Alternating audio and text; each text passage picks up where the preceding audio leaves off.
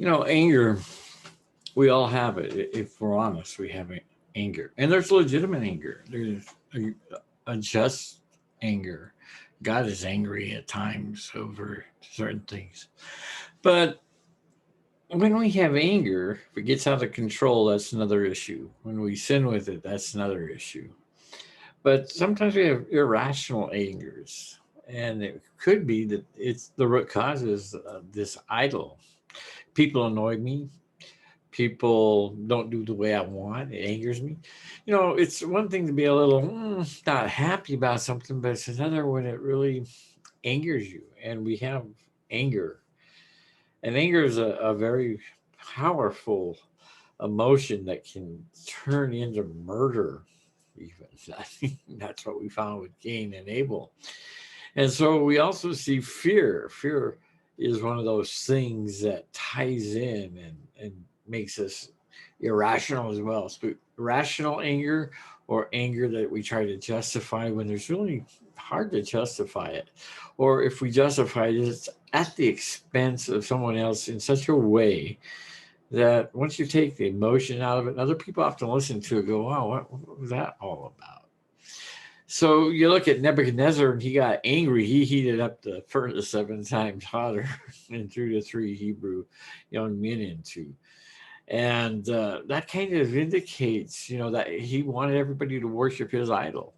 And if people don't worship us and give us the honor or what respect we think we deserve or should have, those things can kind of trigger anger and fear can get going. So these things can tie together. I'm not saying every time you have anger issues, that angry episode is a idol, but anger can be rooted in this idolatry of many different things: self-esteem or the lack thereof, or pride that has been bruised, egos that are broken, uh, fear again, as I said, abandonment issues, all kinds of things. So anger, when we don't feel like we're loved, we can also be angry. We can get angry at God when we don't feel like God loves us.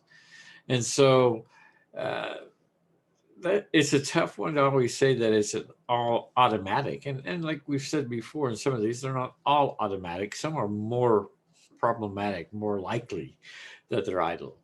But anger is something that when we get angry, we need to ask ourselves, why am I getting so angry about this?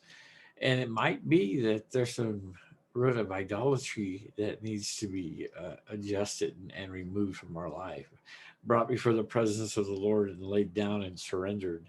And again, he gives us the power to make these kind of changes. Out of control tempers, temperaments that are just unseemly, that seem bizarre to other people, those might be indicators.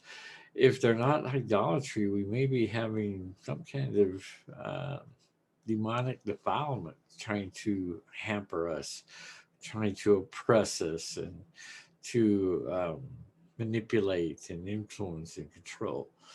But again, idols, one of the things about idols is they were used as a contact point for the demonic entity. And that's the danger about having idols in our life. They can lead to the next level of bringing in demonic influence and demonic harassment. And, the worst levels continue to grow until, maybe there is a possession, which, again, Jesus went about healing and delivered those who were oppressed of the devil. That was one of his ministries. But anger might be a root cause that we need to take a look at. Tied again with jealousy and bitterness, there's all kinds of root ties that can go together. Something to think about to help us get more healthily and put away any and all types of idols and things that so easily beset us and keep us from having the peace and the presence of the Lord and Christ within, the hope of glory shining through our life. The idol needs to be removed so that Christ can be revealed. Have a good day.